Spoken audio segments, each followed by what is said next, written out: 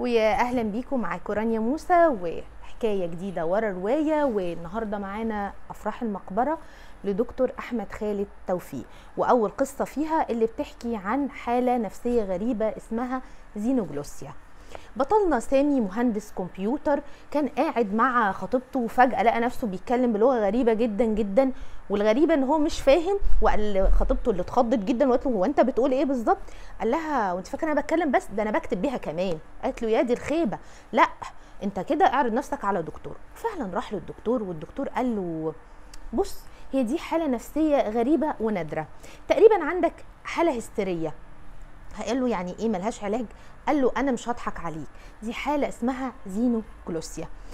في ناس كتير بتحصل لها على مستوى العالم كله، يعني فجأة المريض كده يلاقي نفسه بيتكلم لغة غريبة وبيكتبها. يعني ممكن تلاقي ابنك او بنتك بيتكلم الماني برتغالي وبطلاقة، ده بيبقى زي نوع من تناسخ الارواح. الهندوس قالوا كده، او مس من الجن ولا عياذ بالله، يعني قال له مس من الجن كمان. قال له بس انا مش عارف حالتك، يعني في بيقولوا مثلا في ناس تبقى عارفه لغه قبيله الزولو اللي هي قبيله افريقيه، وبعدين يقولوا اكيد ده كان عايش في حياه سابقه وموجود في القبيله دي.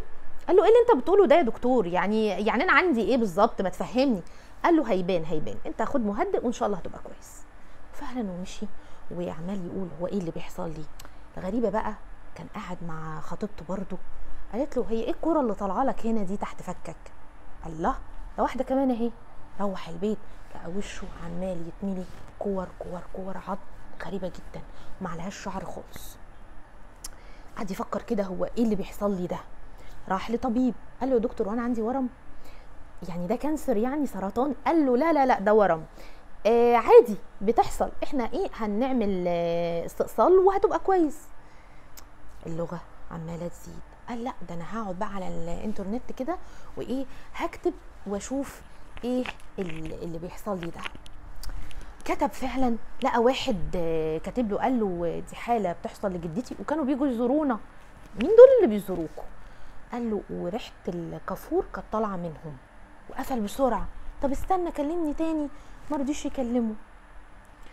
كان قاعد مع خطيبته المرعوبه منه، قالت له هو انت دهن حاجه للقلم ولا ايه؟ هو انت عندك صداع؟ قال لها ليه وانت شامه ايه؟ قالت له ريحه الكافور باينه قوي، بغير نوع الكريم ده ريحته تقرف بصراحه يعني. كمان افتكر الكلام الراجل اللي اتواصل معاه على النت، هيتجنن.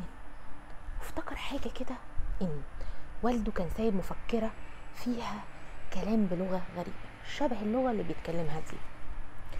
راح رايح جايب المفكره وقعد يقراها، ولاول مره لقى نفسه فاهم اللغه دي.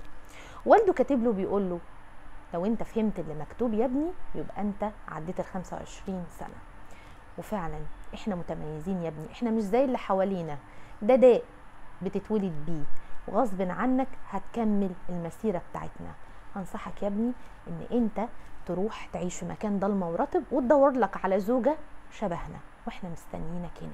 واوعى تصدق لو حد قالك ان احنا غيلان، احنا بس مختلفين.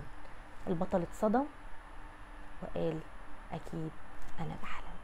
دي كانت اول قصه، واتمنى ان انتوا تكونوا استمتعتوا معايا، واستنوني فيديو جديد، وتحياتي ليكم.